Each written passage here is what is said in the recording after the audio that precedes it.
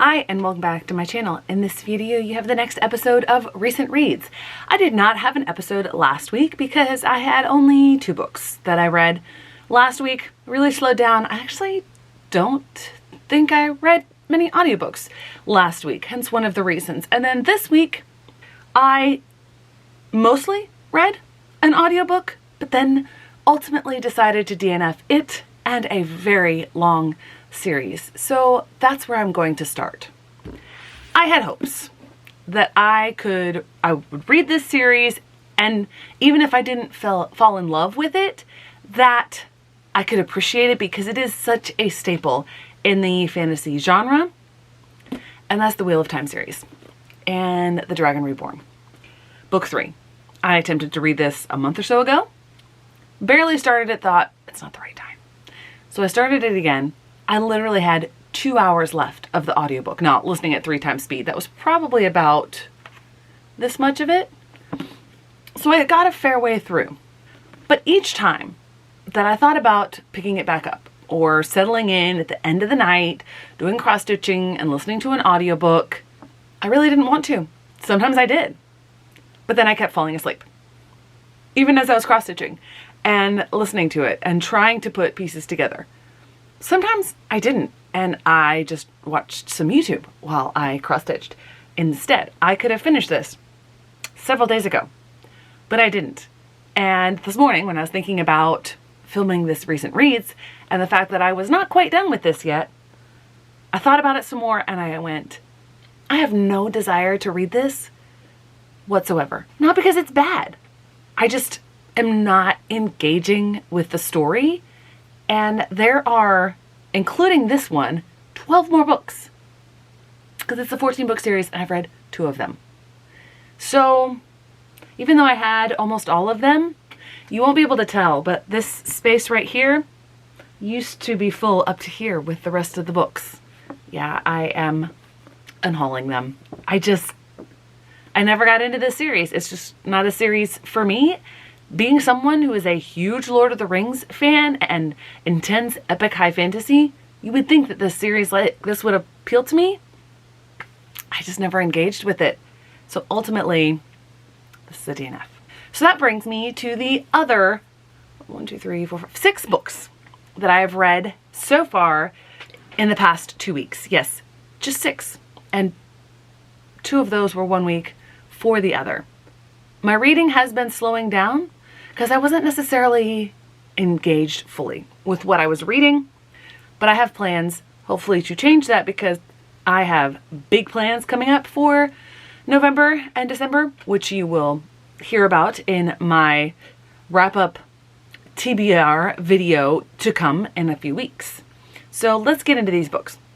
First off, we have a nonfiction book that has been sitting on my shelf for a while. It is one that I got at last year's really big, really cheap, really good book sale, and that is Defying the Odds, Triumphant Black Women of Newark. I really enjoyed this book. Now, it's a teeny bit outdated because it was published around the year 2000, 2004. She profiles, it's mini biographies of several prominent influential women of Newark, New Jersey. And I really enjoyed being able to get these glimpses into their lives, how they connected, how they affected the city. And so many of their stories are they're not well known, but they should be. And I really appreciated the work that Barbara Kukla did in this book.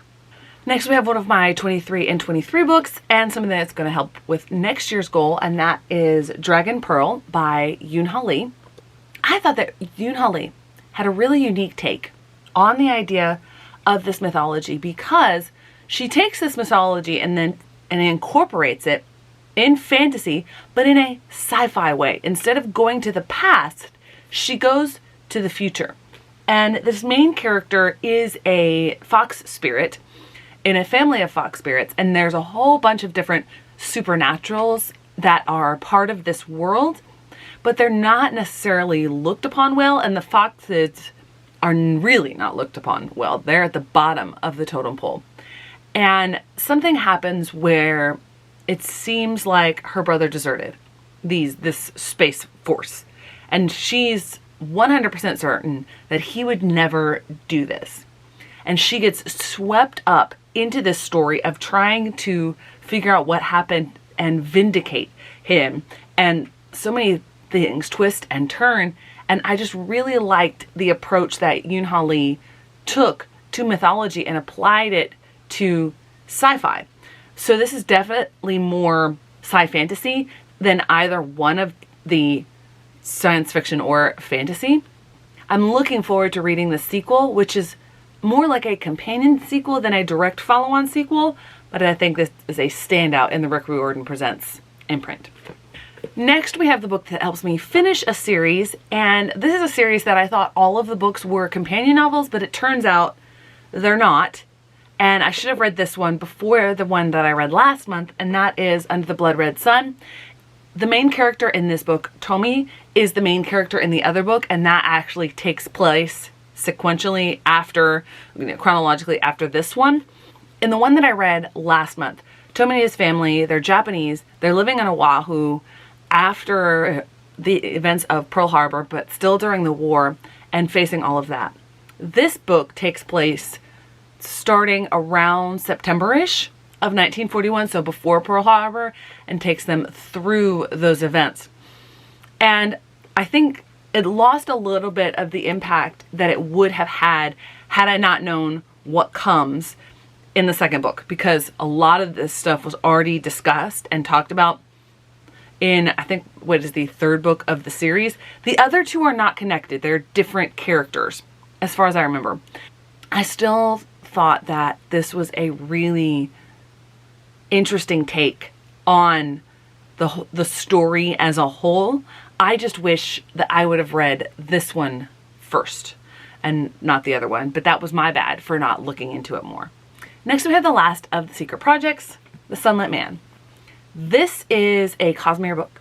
It is almost directly tied into the Stormlight Archive, and I knew a little bit of the reveal of the identity of the main character before going in, and I really liked that. A lot of people have not liked this one quite as much as Tress or Yumi or even Stormlight Archive. This might be my favorite out of all of the secret projects.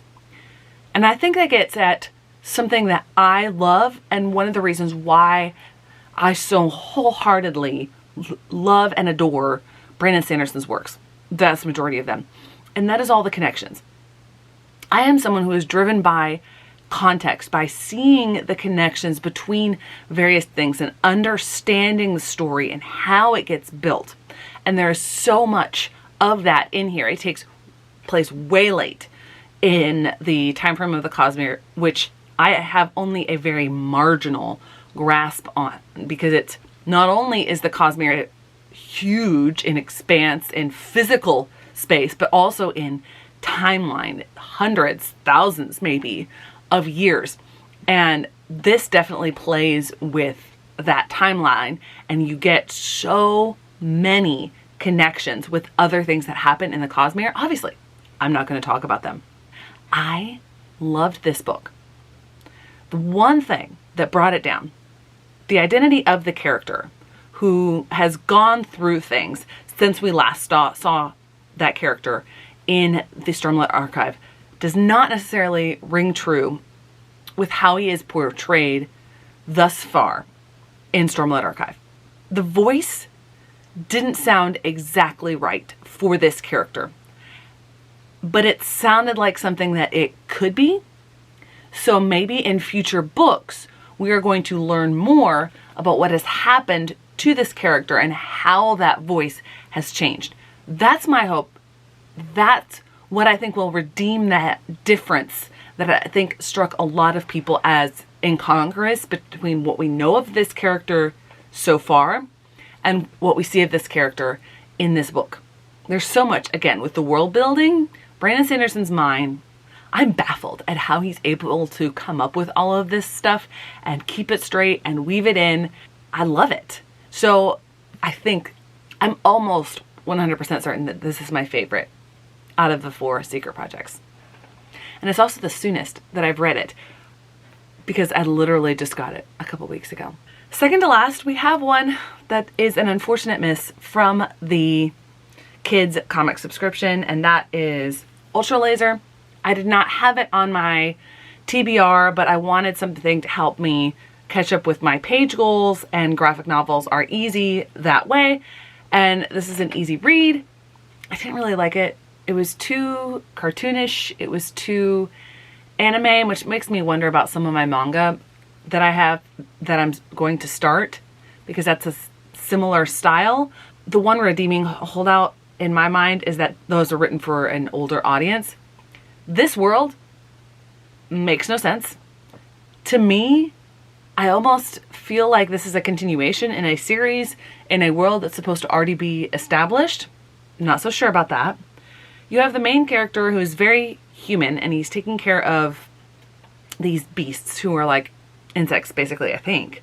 And he has a companion who is this moose-like creature, and another guy who's tagging along, who's a very like pigeon-like creature and annoying. And all of the other characters are anthropomorphized animals, except for this one guy. And I'm like, where did he come from? And it seems very fantastical in what it's dealing with, except for the opposing force comes in on a spaceship. So then we get sci-fi, and then there's a spaceship brought in at the end, and they end up on a different planet, and this is supposed to be a series, and I don't think I'm the target audience for this. It was fine, but completely unbelievable. Very kids cartoony, not really what I'm into. And lastly, we have a book that was an unexpected surprise. Although it started to become more expected as I started to hear more people talk about this, because this was a book that was published first really early this year in the UK, but has only recently come out in the United States. So I've heard more talked about this book recently because it just came out in the United States, and that is Godkiller by Hannah Kaner. This was, I believe, the January book for Illumicrate, and I wasn't so sure about the idea of, you know, people going around and killing gods and the idea of a deity. And I think I expressed some of my skepticism when I was first reading the synopsis of this when I opened the box. Then I started to hear more and more people talk about this, like Elliot from Elliot Brooks and others who really enjoyed this book. And I was like, okay, I'll give it a chance. I will go into it with a more open mind. This was amazing. This is a short book. I thought it would read quickly. It did not. There's so much packed into every paragraph on this page. It's dense writing, but it's not overwhelming or dry or boring. Hannah Kaner used her words really well. She did not waste anything. Everything that she put into this book served a purpose. And I loved how the stories of Inara, the girl who is connected to a god, and okay, let me back up. In this world, there's the idea of gods, and I really like how Hannah Kaner described the creation of these gods. These gods and spirits take shape when people start to pray to them and give them offerings and deify them, basically. But then they can start to grow power hungry and absorb more and more and more of that until they are twisting people, until they will make horrific sacrifices. And that's actually the way that it opens and affects one of the main characters in here, Kissin. Prior to the start of this book, I think it takes place a few years after the prologue, there's actually a war between the humans and the gods, because it's really complicated, and when you get into the political nuances, I also love that. But basically, one of the queens went off the deep end with her observance, her devotion to a particular god, and it sort of poisoned the world, poisoned some of the gods, and her son, the only one left out of her, I think, 4 kids, decided we have to kill all of these gods. And he's now the king, and he's made it illegal. And there's now a job of being a god killer. And there's a certain type of mineral or metal that will wound and or kill these gods. And the people are not allowed to pray to them, give them offerings, devotions, because that's what strengthens the gods. But of course, people will still do this. There are still people who try to hide this and still partake in it. But at the beginning, the problem is set up in that there is a very young girl, about 10 or 11 years old, and she is connected to a god who does not remember his past. He's the god of white lies, which is fascinating. And they cannot be separated, and he doesn't have a shrine, which is supposed to be unheard of for a god to be able to move around, not with a shrine. But they don't know if killing this god will also harm the girl, who turns out to be politically connected. Then there's Kissen, who is the god killer, and then there's Elagast, who is, or was, basically the best friend of the king, and is tied to him, and there's something going on there, and he has to go on a mission, and then they all end up coming together. This was so brilliantly told. I loved the character nuances. Because Hannah Kaner uses her words so well in this book, she can tell a very complex story that you can just sink your teeth into in such a short amount of pages. I loved this. This was just so well done. It blew my mind. This is definitely a 5-star read. So there you go. There are the 6 books that I managed to read over the past 2 weeks. Thanks so much for watching. I hope to see you in the next one. Well, that's great.